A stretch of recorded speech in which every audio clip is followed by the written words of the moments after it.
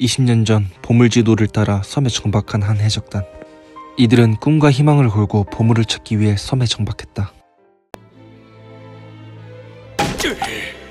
지난 한 달 동안 100명이 달려들어 섬을 이잡듯이 샅샅이 뒤졌다. 근데 찾아낸 거라곤 이 텅 빈 상자 하나뿐이다. 모두 돌아가자. 부푼 꿈을 안고 섬으로 들어온 그들을 반겨준 건 텅 빈 보물상자뿐이었다. 당연히 아무것도 건지지 못한 해적 선장은 야마가 이빠이 돌아 철수 명령을 내렸다. 어이 가이몬, 빨리 가자고. 이 새끼의 이름은 가이몬, 이번 영상의 주인공이다. 다들 떠나는 상황에서 가이몬은 발걸음을 떼지 못하고 높은 바위를 바라보고 있었다. 분명히 선장이 철수 명령을 내렸지만 가이몬은 독단적으로 행동한다. 저 위도 누가 찾아봤을까? 이 밑엔 선장님이 한 달 내내 지키고 있었지만 한 번만 더 확인을 해보자. 밑에서 선장님이 지키고 있었다는 사실을 알고도 선장을 못 믿었던 것인가. 기어코 지 눈으로 확인하기 위해서 기어 올라간다. 하지만 패급의 촉은 정확했다. 보물상자가 떡하니 나타났다. 찾았다! 이런 곳에!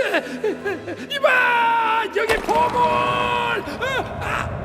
호들갑을 떨다가 결국 인간이 가장 큰 공포를 느낀다는 높이에서 떨어진다. 똘추 새끼, 면상 봐라. 떨어져도 하필 상자로 떨어진 가이몬은 상자에 끼어버리고 만다. 그리고 동료들은 가이몬의 존재를 잊은 듯 이미 출항을 하였다. 시간은 흘러 이 병신은 20년간 보물상자에 끼인 채 살아가고 있었다. 근데 20년이라는 시간 동안 저 녀석을 찾은 동료는 없던 걸까? 내가 봤을 땐 하도 패급 새끼라서 동료들에게 의도적으로 버림받은 것이 아닌가 싶다. 거기다 가이몬은 충분히 상자에서 나올 수 있는 기회가 많았다.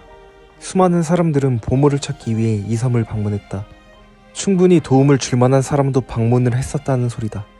그런데 이 새끼는 보물을 뺏길까봐 섬에 방문하는 사람들에게 겁을 줘 내쫓았다. 하는 꼬라지를 보면 미믹이 따로 없다.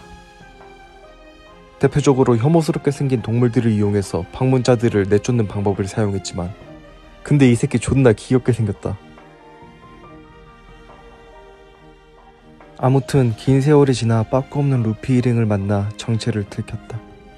까발려진 정체가 하도 기괴하게 생긴 나머지 큰 트러블은 없었지만 20년이라는 세월 동안 혼자 지내서 메타인지가 전혀 안 됐는지 루피에게 뒤지게 쳐맞을 수 있는 발언을 한다.